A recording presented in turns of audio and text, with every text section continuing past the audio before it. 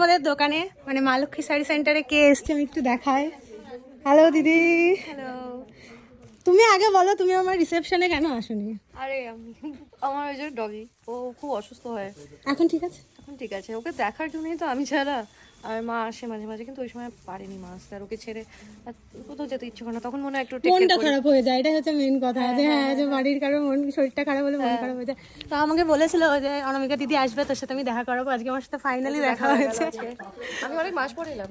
হ্যাঁ অনেক তোমাকে আমি দেখেছি রথে, তখন তুমি আমার রাতে বিয়ে হয়নি। দেখেছো? তখন বিয়ে হয়নি। তখন আমার বিয়ে হয়নি, ও তখন আমি আলাপও করিনি। ও আচ্ছা।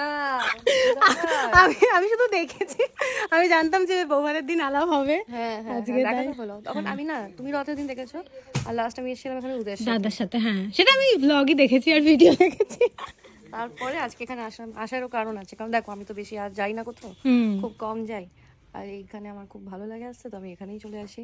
আর যেহেতু ওই সরস্বতী পুজো আসছে, এই জন্য শপিং। হ্যাঁ কারণ আমার বাড়িতে বহু বছর পর ইয়ে হবে, কি বলে, পুজো হবে। ও আগে পুজো হতো আমাদের বাড়িতে, কিন্তু মাঝখানে কিছু কারণের জন্য বন্ধ হয়ে যায়।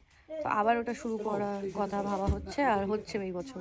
তো তাই জন্য ভাবলাম এত বছর পর একটু তো একটু সাজতে বুঝতে হবে না, ভালো করে সুন্দর লাগতে হবে। তো তাই এখানে চলে আসলাম। শপিং করে টোরে একদম পুজো করে শুরু। টরে একেবারে যাবো আমি। তুই জল দিয়ে দেখাতে দে দিদিকে হাতে।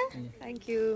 খিদে লাগেনি এত দূর ড্রাইভ? খিদে পেয়েছে আমার। বাবা আমার ড্রাইভারকে বলা হয়নি, ধরো হ্যাঁ তুমি আসতে বলো। ড্রাইভারকে বলবো আসতে? হ্যাঁ ও খাবে? হ্যাঁ খাবে না কেন? ঠিক আছে, তো যাও, একটু বলে নি আমি। একদম একদম। ঠিক আছে। ম্যাডাম এখন খাবার রেডি করছে, অনামিকার দিকে দেবে বলে। দেরি হয়ে গেল অনেকটা, বল। অনেকটা দেরি হয়ে গেছে। আমি একটু শাই এমনি। না দিদি খুব মিশুকে। চুপচাপ বসে থাকা দেখে মনে হচ্ছে খুব কনজারভেটিভ। কনজারভেটিভ না আমি।